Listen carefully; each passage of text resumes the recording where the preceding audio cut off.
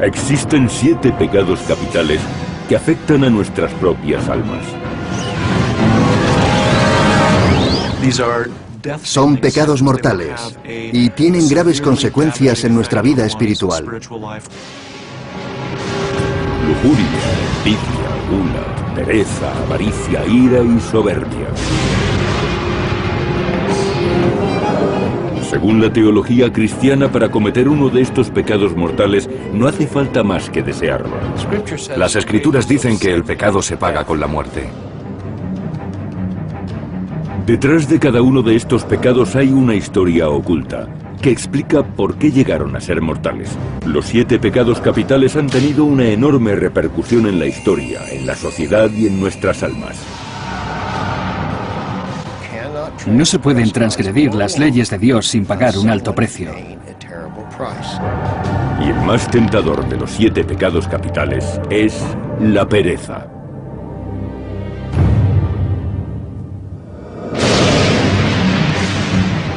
Los 7 pecados capitales nunca son mencionados en la Biblia.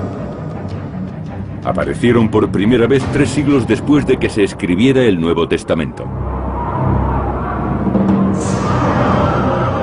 En el año 375 después de Cristo, el monje cristiano Evagrio Pontico huyó de Constantinopla y se retiró a un pequeño monasterio de Egipto.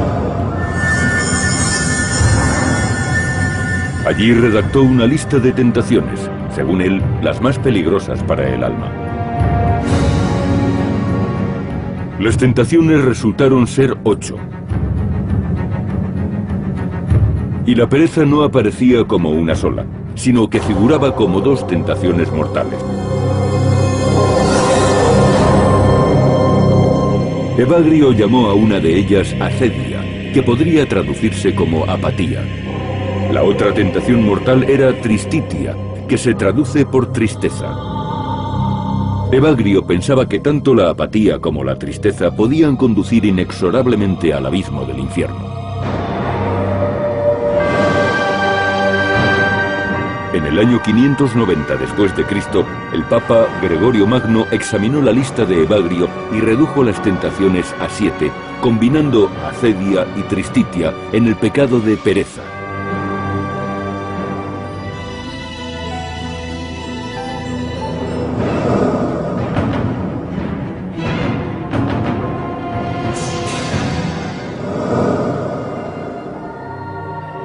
Con frecuencia, la pereza es considerada como el menos evidente de los pecados.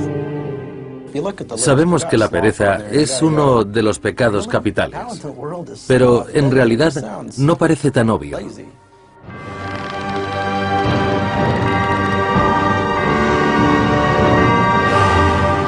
Antiguamente era fácil comprender por qué la pereza era el más insidioso de los pecados mortales, dulce como la miel y corrosivo como el ácido.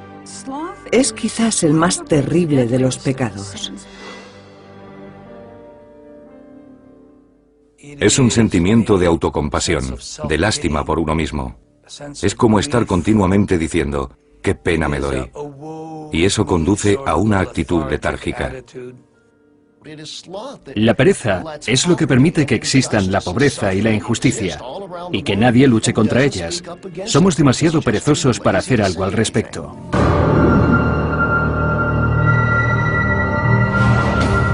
La pereza se define como la aversión a realizar un esfuerzo. Ha evolucionado con el tiempo y también significa ociosidad o indolencia. Los primeros escritos sobre el pecado de la pereza aparecieron en la Biblia.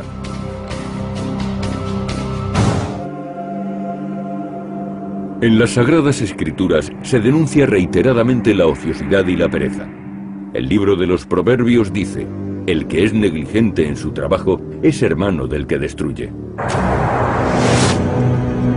Los proverbios pudieron ser escritos por el rey Salomón, que vivió alrededor del siglo X a.C.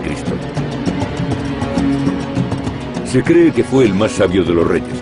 Sus enseñanzas fueron recogidas en varios libros de la Biblia. Una de las lecciones más importantes trata del valor del trabajo y de los prejuicios de la pereza. Desde luego, la ética es lo que predomina en la cultura hebrea. recomienda que si no tenemos la suficiente ambición para ser productivos en nuestra vida, deberíamos fijarnos en las hormigas. El libro de los Proverbios dice: Ve, oh perezoso, a la hormiga, mira sus caminos y hazte sabio. No teniendo capataz, ni rey ni señor, asegura su alimento en el verano y lo recoge en tiempo de siega. Es una pequeña criatura que trabaja sin descanso durante toda su vida. Lo que dijo Salomón de la hormiga sigue cumpliéndose en la actualidad. Nos anima a ser laboriosos y a trabajar para conseguir un objetivo.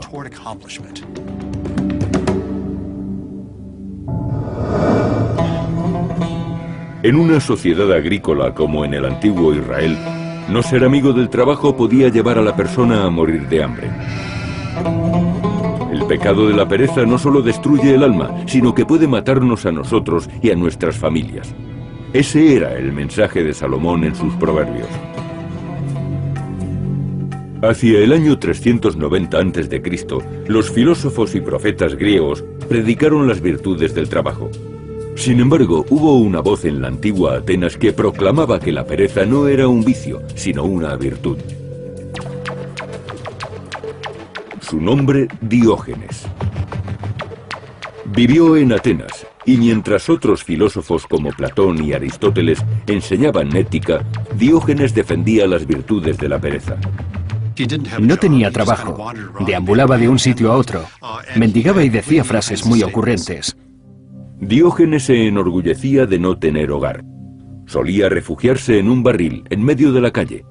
Criticaba el excesivo apego a las posesiones y predicaba las virtudes de la sencillez.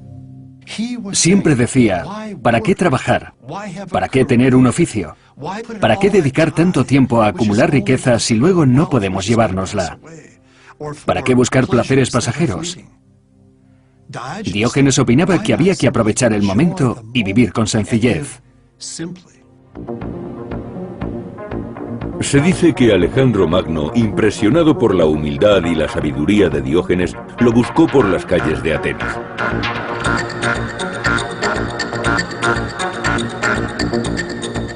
Alejandro le dijo: pide lo que desees y te lo concederé. A lo que Diógenes respondió: solo que te apartes porque me tapas el sol. Alejandro se retiró de allí sintiéndose más sabio. Él lo tenía todo. Diógenes no tenía nada. Pero ¿quién era más feliz de los dos?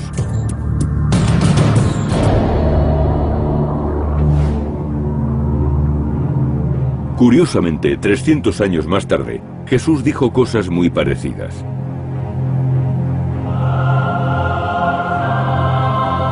También él predicaba la sencillez. Mirad los pájaros del cielo, que ni siembran ni recogen, y sin embargo mi Padre les da de comer.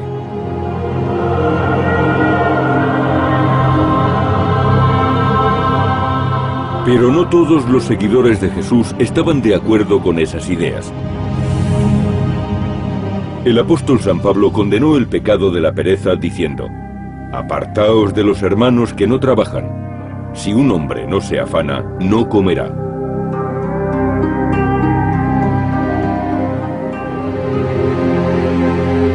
En la civilización occidental siempre se han destacado las virtudes del trabajo.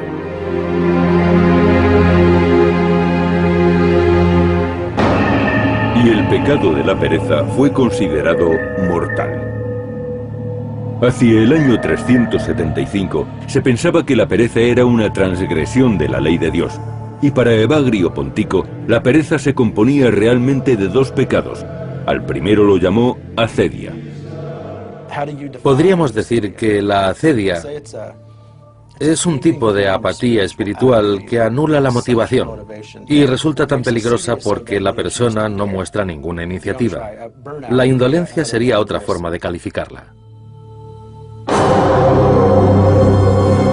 Los monjes consideraban que la acedia era el pecado más condenable. Uno de ellos escribió: la acedia es el terreno particular de los ermitaños. Hace que un monje esté disgustado por su celda y que desprecie a los hermanos que viven con él. pero además acaba volviéndolo perezoso y eso le impide cumplir con sus obligaciones.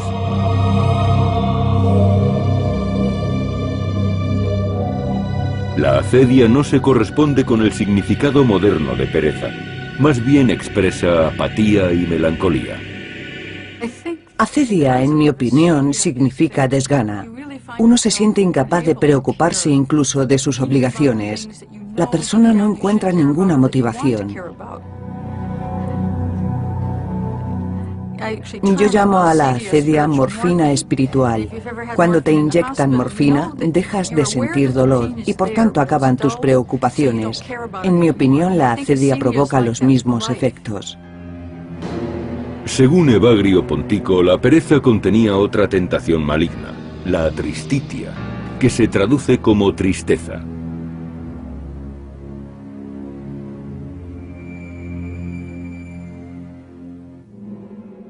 Evagrio opinaba que la tristeza era una falta especialmente condenable. Se trataba de una actitud muy destructiva, ya que no solo perjudica a los que la padecían, sino también a los que estaban cerca. Este pecado se contagiaba con excesiva facilidad de unas personas a otras. La tristitia podría definirse más adecuadamente como desesperación, y eso es un pecado para muchas religiones. El más grave de los pecados era la desesperación, porque es la antítesis de la fe. Si existe un Dios que se ocupa del mundo, nunca deberíamos perder la esperanza. Para los antiguos monjes, la desesperación era un pecado, debido a la actitud que nos hace tomar. Cuando nos desesperamos, estamos rechazando la vida que Dios ha elegido para nosotros. Me pregunto por qué hace 1500 años se consideraba que la tristeza era pecado. Ahora no tendría sentido. Yo creo que la depresión iba añadida a ese concepto. Y es lo que debía de entenderse entonces por tristeza. El pecado de la pereza se esconde desde hace mucho tiempo tras muchos otros vicios. Para algunas personas, el único que podía vencer a la pereza era un exorcista.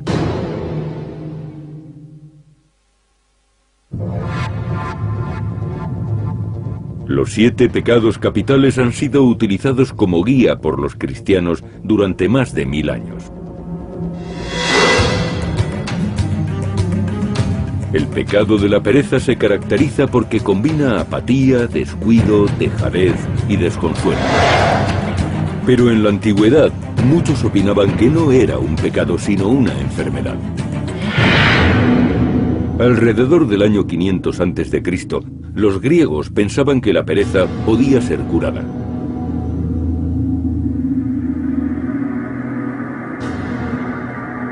El primero que propuso esa teoría fue Hipócrates, al que se considera el fundador de la medicina moderna. Llamó a este estado de ánimo melancolía. La describió como una condición cuyos síntomas eran la tristeza, la ansiedad, el desánimo moral, la tendencia al suicidio y el miedo prolongado. Y dijo que los pacientes que sufrían esas emociones tendían a perder el apetito y a aislarse del mundo.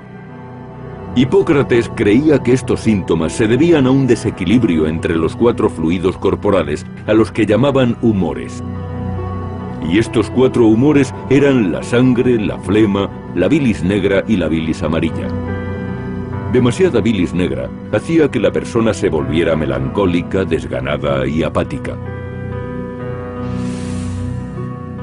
Más tarde, los cristianos llamaron pereza a ese estado. Para curar esa descompensación de bilis negra, se practicaban sangrías, se provocaban vómitos o se aplicaban fuertes enemas. Eran métodos para limpiar el cuerpo de ese fluido. El tratamiento era doloroso y disuasorio. Hacia el año 200, los romanos dominaban el mundo, y el famoso médico Galeno propuso otra causa para la pereza. Galeno afirmó que la pereza estaba provocada por la incapacidad de liberar los fluidos sexuales. Galeno fue el mejor médico de Roma y entre sus pacientes le interesaban principalmente las mujeres. La cura de Galeno consistía en ayudar a los pacientes a liberar sus fluidos sexuales. Eso aparentemente curaba a las mujeres de la depresión. Para el mundo grecorromano, la pereza no era más que un síntoma físico. Algo que se correspondía con nuestro concepto de depresión. Sería interesante conocer hasta qué punto los perezosos sufrían del mal de la melancolía. Debe de haber existido una coincidencia significativa, porque la palabra acedia aparece frecuentemente en los tratados de medicina con el significado de melancolía. Hacia el año 400, el cristianismo era la religión dominante en el Imperio Romano, y el concepto de la pereza cambió de nuevo. Es curioso que antiguamente la depresión no fuese acompañada de ningún estigma concreto. Pero con la llegada del cristianismo, el concepto de depresión como pecado de acedia adquirió mucha importancia. Cuando Evagrio Pontico concibió la pereza como la suma de dos tentaciones, acedia y tristitia, cambió el modo en que la sociedad había entendido ese pecado durante siglos. Las enfermedades mentales eran enfermedades del alma y aparecían porque uno caía en desgracia ante Dios. Por eso sufrir depresión era algo vergonzoso. En la época medieval y en los siglos posteriores, el pecado de la pereza era causado por algo mucho peor que un desequilibrio en los humores. Seguía considerándose que la depresión estaba provocada por la invasión de espíritus y por tanto era obra del maligno. Se creía que este pecado era la consecuencia de una posesión demoníaca o de un trato íntimo con el demonio. La depresión era como los demás pecados, algo que ocurría cuando el demonio se apoderaba del alma. Evagrio incluso llegó a relacionar el pecado de acedia con un demonio concreto de la Biblia. En el Salmo 91 se menciona un espíritu maligno que actúa a mediodía. La depresión es un demonio que se manifiesta a todas horas. Siempre nos acompaña y destruye nuestra vitalidad.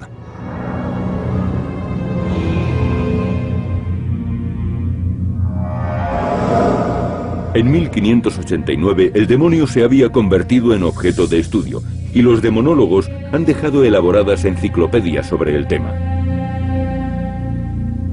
Uno de ellos, Peter Binsfeld, declaró que a cada uno de los 7 pecados capitales le correspondía un maestro infernal. El demonio de la pereza era conocido como el demonio del mediodía, y se lo llamó Belfegor.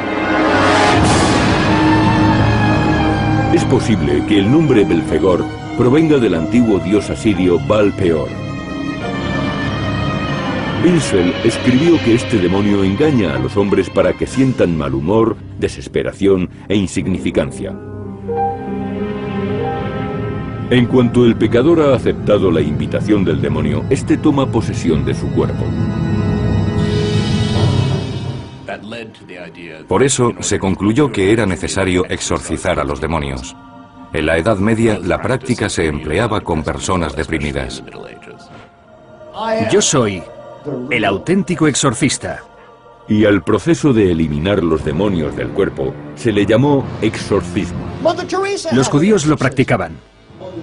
Todavía se realizan exorcismos. El pastor Bob Larson se enfrenta al espíritu del mal. Mirad este signo.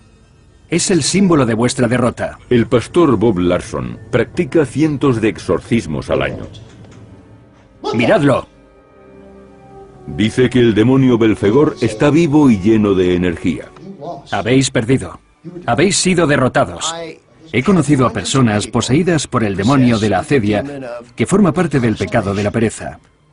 Y en muchas ocasiones me he encontrado con ese demonio. Él prefiere el nombre de acedia al de pereza. Puede que sea una moderna variedad de este espíritu maligno. Dice que su función es asegurarse de que las personas no hagan nada con su vida, que sean improductivas. Es como si estuvieran muertas. No pueden actuar. Este libro dice que Cristo nos quiere. Larson expulsa al demonio de la pereza con oraciones. Satán, dejarás tranquilo mi destino. Yo os ayudaré. Lecturas de la Biblia. Está en los escritos de Israel, según los hebreos. Y enfrentándose a él dentro del poseído. Dios hará que abandone el cuerpo. Abandónala y déjala ir en paz. Se trata de una práctica muy controvertida y algunas personas se oponen a esta clase de exorcismos.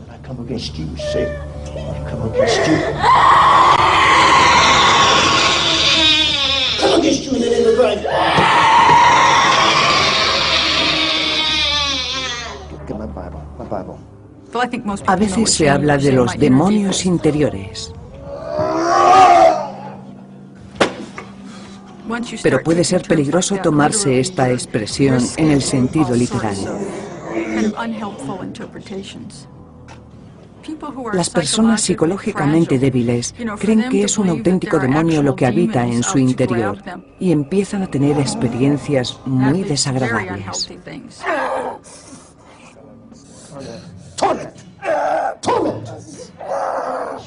Para muchos creyentes, la depresión clínica y el pecado de acedia son inseparables. En las escrituras muchos personajes deben enfrentarse a duras luchas espirituales. Todos sufrimos conflictos internos y nuestra alma es el campo de batalla. ¿Acaso se aprovecha Satanás de las personas que padecen depresión? Desde luego. Trata de provocar el mayor daño posible. La pereza tuvo muchas interpretaciones en el pasado. El pecado evolucionó desde un estado de ánimo hasta una posesión demoníaca. En la Edad Media, el concepto cambió de nuevo cuando un célebre escritor volvió a describir este pecado y le asignó un lugar en el Averno.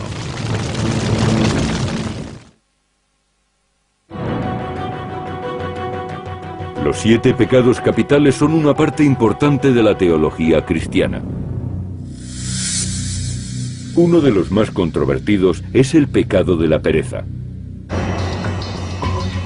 Para los antiguos griegos y romanos, la pereza era una enfermedad que conducía a la apatía, el abatimiento y a la depresión. Pero los cristianos de la Edad Media consideraban que la pereza era un pecado, una presencia demoníaca en el alma que conducía directamente al infierno. Y habían aceptado que esta terrible tentación integraba 2 emociones, tristitia o tristeza y acedia o apatía. La pereza era un pecado porque los enfermos de acedia y tristitia rechazaban la posibilidad de salvación. Eran personas incapaces de experimentar ningún placer. El futuro se les presentaba oscuro y despreciaban su vida pasada. Y si pensaban de ese modo, significaba que habían perdido la fe y la esperanza de su salvación. En el año 1320, los cristianos creían que aquellos que rechazaban la salvación solo podían esperar un destino, el infierno y la condenación eterna. Nadie describiría mejor el Averno que el poeta italiano Dante Alighieri. La obra épica de Dante, la Divina Comedia, es un viaje a través del infierno, el purgatorio y el cielo. Dante sentía una aversión particular hacia el pecado de la pereza porque conocía su poder. Creo que para Dante la acedia suponía un obstáculo al amor. Cuando inicia su viaje, es tentado por la acedia. Dante y su guía descienden hasta el 4º círculo del infierno, donde encuentran a los que han cometido el pecado de la pereza. Es un pasaje del libro muy interesante. Desciende al círculo donde los pecadores están hundidos en una ciénaga y no dejan de morderse y de pelearse entre sí. Los condenados por acedia están sumergidos bajo la ciénaga. Apenas se les ve. Y cuando hablan, las palabras salen de algún lugar bajo la superficie. Los perezosos hablan a Dante y le dicen: fuimos nefastos y huraños. Dentro de nosotros Llevábamos el peso terrible de la pereza y ahora estamos hundidos en esta ciénaga. Para Dante, igual que para la cristiandad medieval, la pereza podía conducir al peor pecado de todos, el suicidio. En el infierno de Dante, los suicidas son condenados al séptimo círculo, el bosque de los suicidas. Allí no pueden hablar hasta que alguien les rasgue la carne y empiecen a sangrar por la herida. Un alma que carece de ojos habla con Dante y le dice: yo no tengo historia que contar, me ahorqué en el dintel de mi puerta. Según los cristianos, suicidarse es cometer un asesinato, y en la actualidad sigue siendo pecado para muchas religiones. El suicidio es pecado, ya que cada uno es responsable de su propia vida. Somos tan responsables de nuestra vida como de las de los demás. Y esas vidas nunca se deben perder. Para el judaísmo, el suicidio es un pecado terrible. Chesterton, un escritor cristiano de origen inglés, declaró: un suicida es un centinela que deserta de su puesto. Estamos en este mundo para cumplir una misión. Cada ser humano es único, y cuando alguien se suicida, priva al mundo de algo insustituible. Por esta razón, algunos teólogos insistían en que la pereza era mucho peor que cualquier otro pecado. La pereza es el único pecado que no tiene perdón. Se consideraba que una persona cometía suicidio en un acto de desesperación. Por eso, hasta hace poco, no se permitía que los suicidas fueran enterrados en tierra consagrada. Por lógica, tenían que estar en el infierno. Para Dante, el suicidio era una tragedia. Sin embargo, la actitud hacia la pereza cambió con la llegada del Renacimiento. En el año 1621, un escritor llamado Robert Burton aseguró que la pereza era una enfermedad física y que de ningún modo se trataba de una deficiencia moral.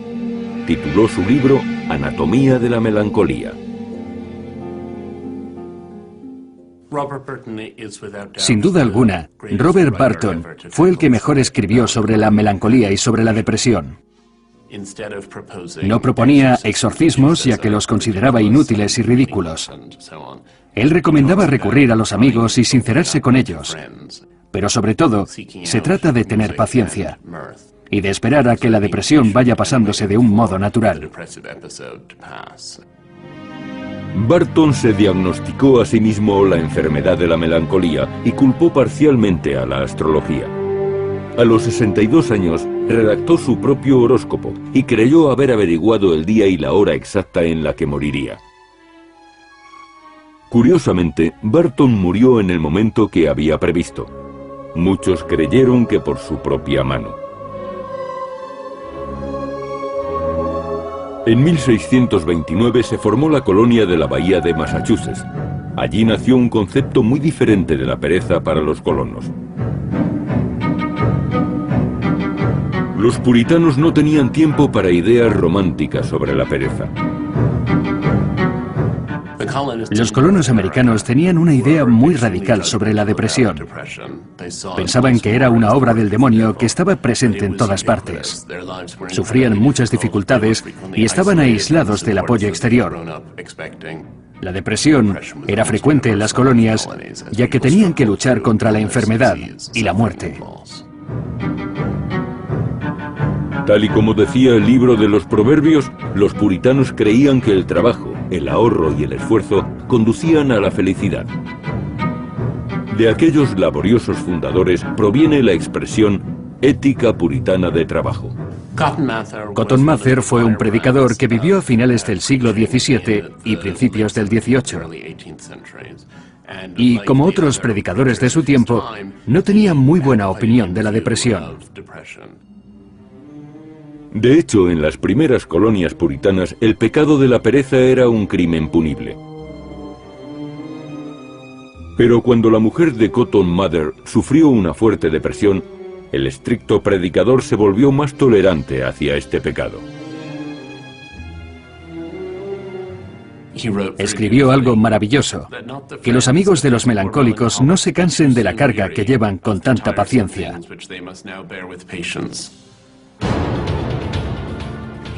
Separó la idea de enfermedad de la de pecado. Fue el primer puritano en hacerlo.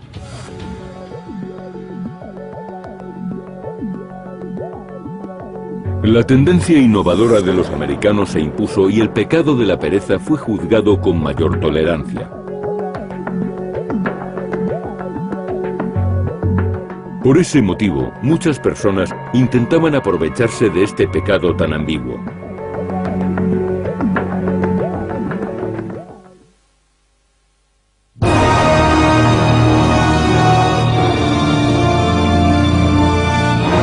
Durante siglos, los 7 pecados capitales guiaron la moral cristiana. Y todos ellos evolucionaron a lo largo de la historia. Pero ninguno tanto como la pereza. A principios de 1800, la pereza se consideraba una enfermedad, una falta moral e incluso antipatriótica. Durante la Revolución Industrial, se tenía una pésima opinión de la pereza. El trabajo y el ahorro eran las virtudes que requería el capitalismo.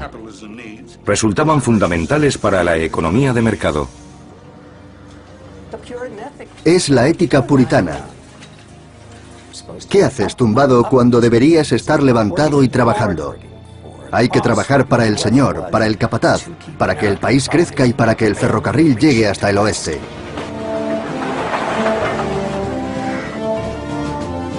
En 1869, el doctor George Miller Bird acuñó la palabra neurastenia. Definía un trastorno cuyos síntomas eran fatiga, pereza y apatía. Actualmente la neurastenia tiene otro diagnóstico, pero hace 100 años se consideraba que era una enfermedad producida por el exceso de trabajo. Y la padecían más los hombres que las mujeres, porque utilizaban más la cabeza. Eso decían. En aquellos tiempos, los inventores y los mercaderes aseguraban conocer la cura contra la pereza.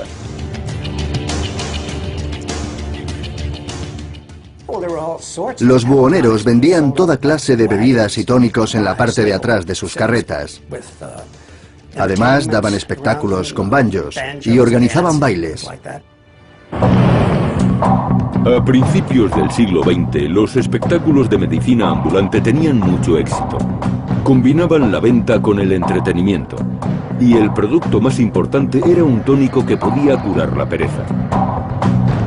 Algunos remedios, como las pastillas de la compañía Kinkapoo y las raíces del Dr. Kilmer, eliminaban el cansancio e infundían el vigor de la juventud. Normalmente los ingredientes eran secretos.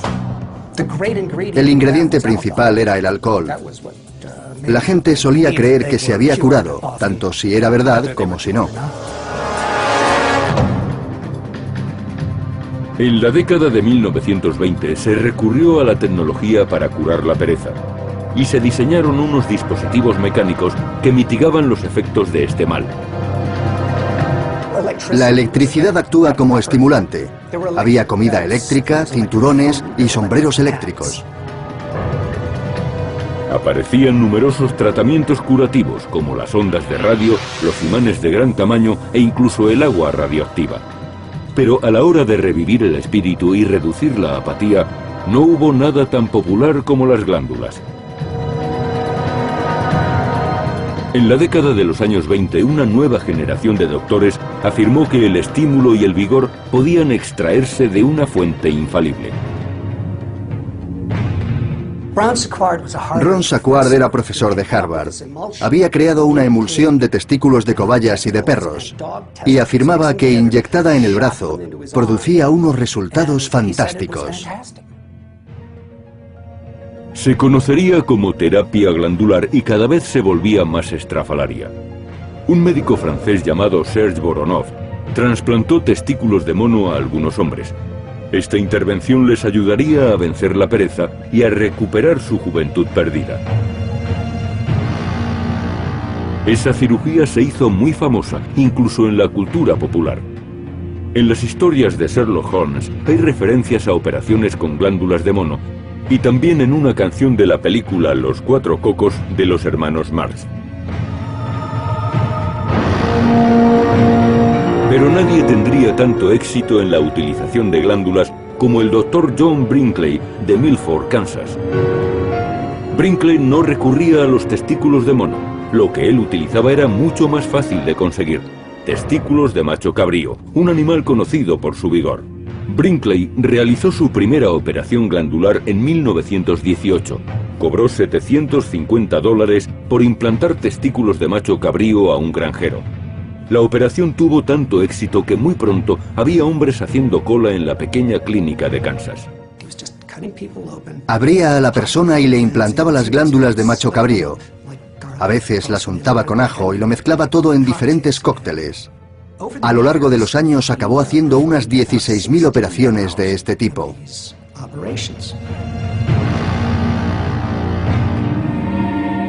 Las operaciones de Brinkley eran conocidas en todo el país.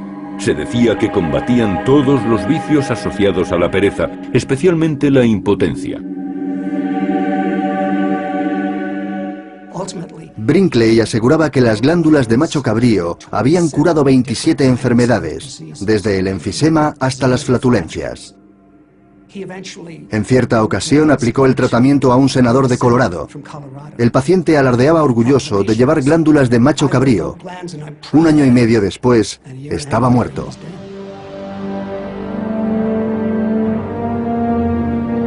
La fama de Brinkley llamó la atención de las autoridades médicas. Enseguida descubrieron que no era médico. Además, cientos de personas se quejaban de que no habían mejorado tras la intervención, y 42 habían muerto en la mesa de operaciones. Aquello acabaría con la moda de las glándulas y con el negocio de muchos curanderos.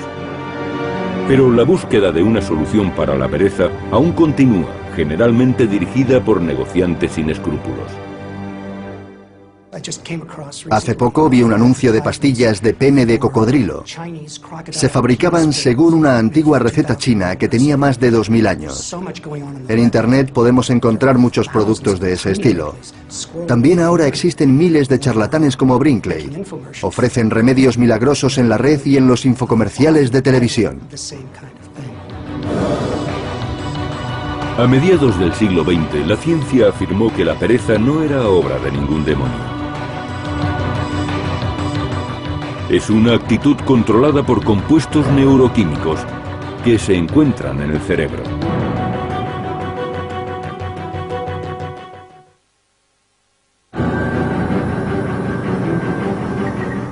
Los 7 pecados capitales han sido una guía moral para los cristianos. Pero la pereza siempre ha sido el más controvertido de todos.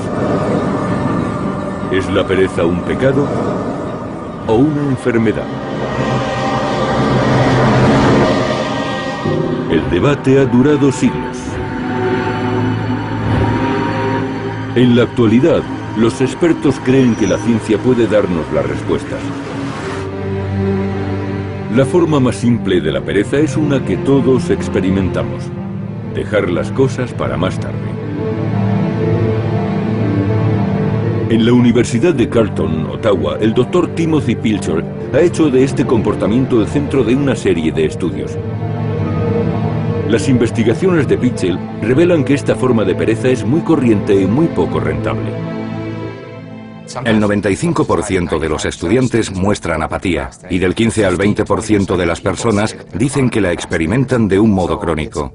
Esta actitud mina la productividad y puede resultar muy costosa, especialmente para las empresas. Se trata de algo más complejo que simplemente dejar las cosas para más tarde. Existen síntomas específicos de la apatía. En mi investigación he comprobado que siempre que aparece la incertidumbre, va ligada a la apatía. Cuando la gente no sabe qué hacer, acaba no haciendo nada. Otro síntoma de la apatía es el perfeccionismo. El perfeccionismo aparece porque tememos las críticas de los demás. La inseguridad vuelve apáticas a las personas. Durante siglos la humanidad ha tratado de combatir la pereza. Pero los nuevos descubrimientos no se centran en la religión o en la psicología, sino en la neurología, la arquitectura del cerebro. Las personas que muestran una pereza excesiva suelen ser víctimas de una depresión clínica. La solución, por tanto, ya no se basa en las oraciones o en el exorcismo. Actualmente, el tratamiento más popular contra la depresión consiste en elevar el nivel de serotonina, un neurotransmisor esencial del cerebro. Pero todavía no está muy claro por qué es un método tan eficaz. Para los nuevos estudios se ha recurrido a la resonancia magnética. Intentan resolver el misterio de la depresión examinando el lugar del cerebro donde reside la pereza. La doctora Helen Mayberg, de la Universidad de Emory, Atlanta, ha utilizado imágenes obtenidas por resonancia magnética para analizar las emociones. Sometimos a una persona sana a experiencias tristes. Queríamos comprobar los cambios en su cerebro y en la circulación de la sangre. Esta sencilla prueba no había sido realizada anteriormente y los resultados apuntaron a una única región del cerebro muy pequeña. Nos fijamos en una región a la que anteriormente no habíamos prestado mucha atención. Estaba en una parte del cerebro llamada región subgenual del cingulado anterior. Esta parte del cerebro es tan pequeña y desconocida que muchos textos la denominan sencillamente con un número, Área 25. En algunos estudios antiguos sobre animales se menciona esta región. Dicen que estimulándola se puede lograr que los monos lloren. Pero la doctora Mayberg llevó sus descubrimientos un paso más allá. Sabía que existía un grupo de pacientes depresivos que no reaccionaban a medicamentos como el Prozac. Su situación era tan grave que los compuestos neuroquímicos más fuertes del mercado no les hacían efecto. La solución: estimulación quirúrgica del área 25. ¿Qué ocurre si se coloca un cable para que estimule el área 25? Yo creo que podemos comparar la actividad con la de un marcapasos. La cirugía cerebral se realizó con anestesia local. El paciente estaba despierto, pero no sentía el bisturí.